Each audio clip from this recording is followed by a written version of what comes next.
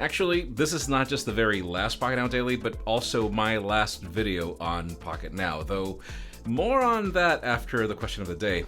I debated hard as to what my last video should look like, and I think the best way to do it is to go out the old-fashioned way. New reports have Apple already gearing up for its M5 chips, but not in the way we were expecting. There's enough of a premise to make the iPhone 17 Pro look like something you should wait for, sort of, and a leaked hands-on video of the Galaxy S25 Ultra already proves that Samsung is heading in the right direction. I'm Jaime Rivera, and I know, why a video on a Sunday? Oh man, do I have a lot to update you guys on. This is Pocketnow Daily.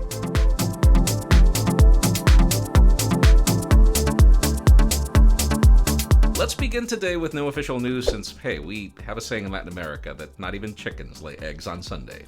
Let's start with Google, as it seems the company's next Pixel phones might actually get AI right.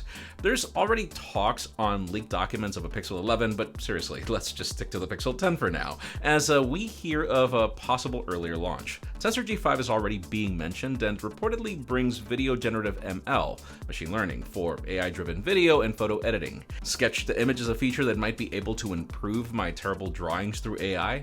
Heck, we even hear of a speak to tweak for making quick adjustments via voice commands. There's even a rumored magic mirror feature that's still mysterious. The Tensor G5 is reportedly also running advanced tools like Stable Diffusion locally, potentially powering new creative options in the Pixel Studio application, though yeah, Snapdragon has been able to do this for like 2 generations. In terms of video capabilities, the Pixel 10 is rumored to support 4K HDR recording at 60 frames per second, a notable improvement over the Pixel 9, which, yeah, it's stuck at 30 FPS for HDR, way behind everybody else. These advancements also suggest that Google is doubling down on AI and performance, but, yeah, a bit late.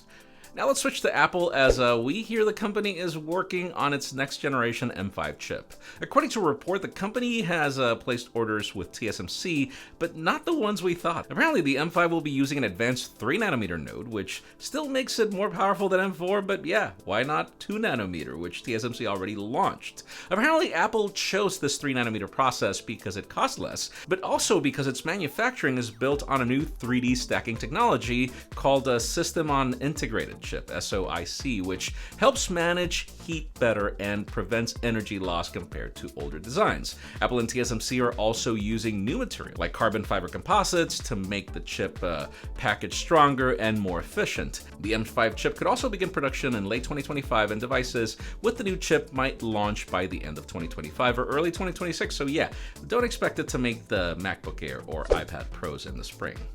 Now let's continue with Apple, as there's more information on the iPhone 17 Air, aside from the deep dive that we already did. We've already heard this could be the thinnest iPhone ever, but now we hear specifics like 5 to 6 millimeters in thickness, down from 7.8 on the iPhone 16. To achieve it, you bet the features had to be removed. The iPhone 17 Air won't have a SIM card tray regardless of your region.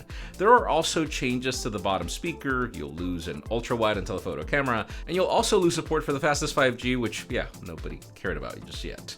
It will have a smaller battery, though we are still not sure how that'll affect endurance. So yeah, imagine an iPhone with just one camera, which will be larger and placed in the center of the back, giving it a unique approach compared to every other iPhone. It's expected to launch in September 2025 along with the iPhone 17 and 17 Pro, but there won't be an iPhone 17 Plus. Now the changes to the Pro model also seem controversial. Apparently Apple is ditching titanium over aluminum, which could sound like a step back, but seriously, like, aluminum is durable and lighter. That said, we also hear of the camera hump getting larger yet again. Like, seriously, if you thought that it was already out of control, think again. And finally, for the hottest news of the day, let's talk about the Samsung Galaxy S25 Ultra, because yeah, we already have a leaked hands-on video. It recently surfaced on Reddit, and yeah, it does point to changes in this lineup's design, just as we've heard from separate sources. The chip initially labeled S24 Ultra definitely was confirmed by reliable tipster Ice Universe to actually be a showcase of the S25 Ultra. The phone has a flat design with slightly rounded corners, making it far more ergonomic than the sharp approach we currently have. Seriously, the S24 Ultra just yells for a case. While this is more of a resemblance to the Galaxy Note 3, which remains one of my favorite designs of all time. Its power button and volume rocker are located on the right side, while the rear cameras follow on Samsung's Usual layout. Since the official launch is still over a month away, it's unclear whether this is the final version or just a prototype. We'll need more confirmation to be certain about the flagship's design, but in today's question, let us know, do you like this possible new Galaxy S25 Ultra design? Because in my case, if I'm honest, I love it, but that's just me. Leave us a comment down below, we'd love to know your opinion. Friends, again, I wish I could tell you to like and subscribe, but yeah, this is my last video for Pocketnow, and it's crazy. I've struggled to even figure out how to properly thank you all for this crazy ride that I've been in for the last, in my case, 17 years up until last month, but Pocketnow was so much bigger. Pocketnow started as a website and a forum, and it's crazy that 17 years ago, I wrote my first article. It was a review, and eventually YouTube became a thing, and so Brandon Miniman was video number 1, and I was video number 2, and we just thought of this crazy way of how can we add value. Like, the Pocketnow way was always, how can we add value to our readers at the time, and then eventually our viewers, and it's probably the reason why it lasted so long, because we always approached content with the purpose of, is it useful to you? Are you gonna care about it or not? Way beyond the novelty that it could bring to you, which you're gonna pay for, and that'll just become a gimmick. And yeah, so many amazing people joined after. You got to see Michael Fisher. I then joined full-time in 2011, and then we decided to turn the channel into something more than just a tool of the website, and then it grew to this, which we would have never dreamed about this. Like, for us, we were just kids having fun. We never thought about it as a business, even if then it became one. And yeah, we pivoted the channel in so many ways, because Pocketnow was actually for the Pocket PC operating system, RIP, then Windows Mobile, RIP as well. Then it morphed into Android, iOS, and so many ways in which the mobile market evolved. And now we've got mobility taking over so many things.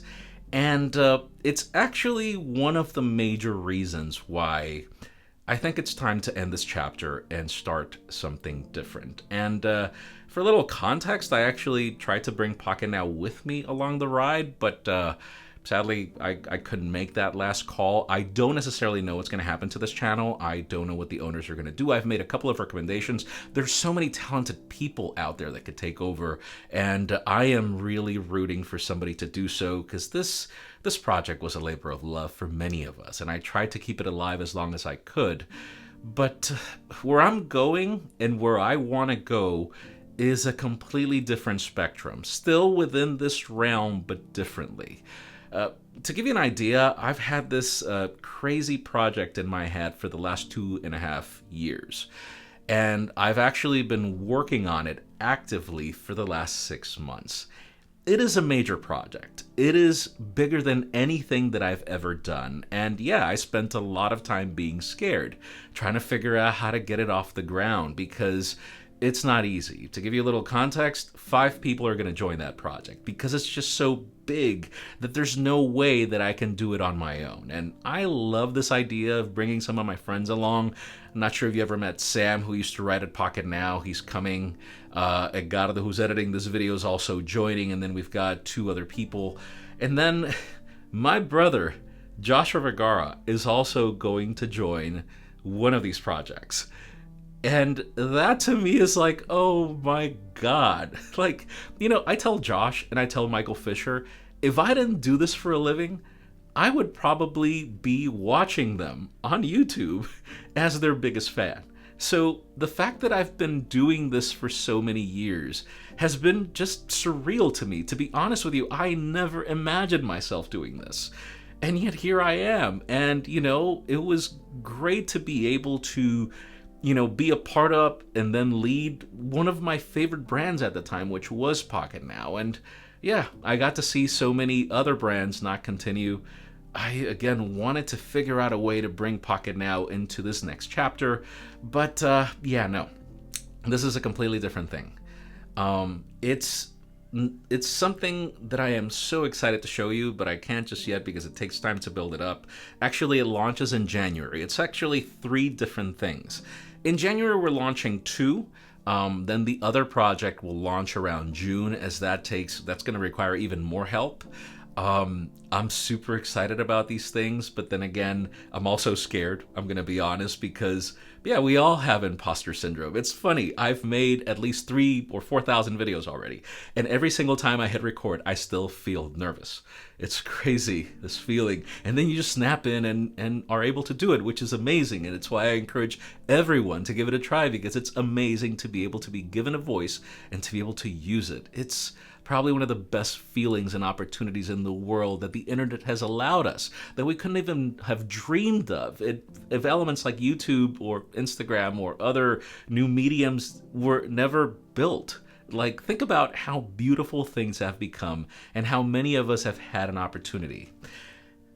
For Pocketnow, I can only say thank you. Thank you to all of you for watching for so many years.